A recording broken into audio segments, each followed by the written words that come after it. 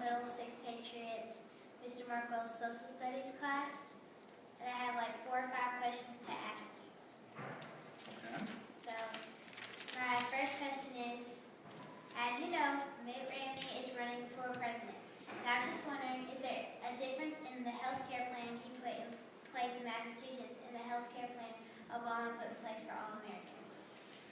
The main difference is that his plan is done at the state level, and the President Obama's plan is done at the federal level.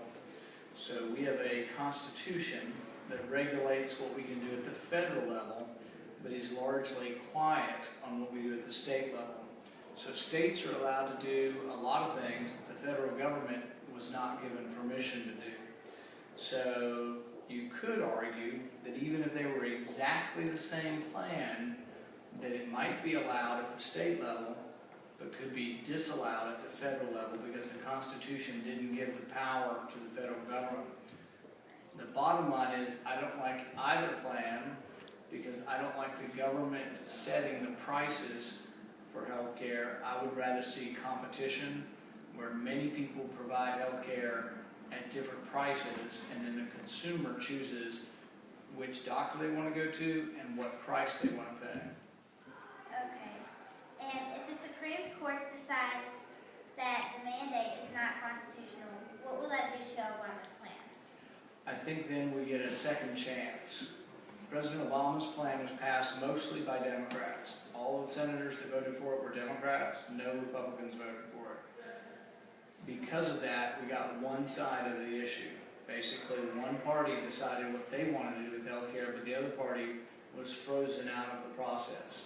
That happens sometimes, but it makes it a very divisive issue where the country is divided on this, and many people in the country are very unhappy with the current plan. If the Supreme Court strikes it down, I think we will try again. And I think my opinion would be that we try to have more capitalism involved and less government involved, because capitalism produces lots of goods at very cheap prices. And the website, the Children's Defense Fund, there are over 100,000 kids without health care in Kentucky. What will Obama's act do to help Kentucky children? The problem is that if Obamacare, the President's health care plan, is enacted, many people may lose their private insurance and go on to Medicaid. Medicaid is a government program that does supply insurance for Kentucky children. My fear is that if we dump more people onto Medicaid, people who now have private insurance, if they get dumped onto Medicaid, then Medicaid won't have enough money. Medicaid is already short of money, and that it will overwhelm the system. Most hospitals cannot make a profit on Medicaid. Most doctors can't make a profit on Medicaid.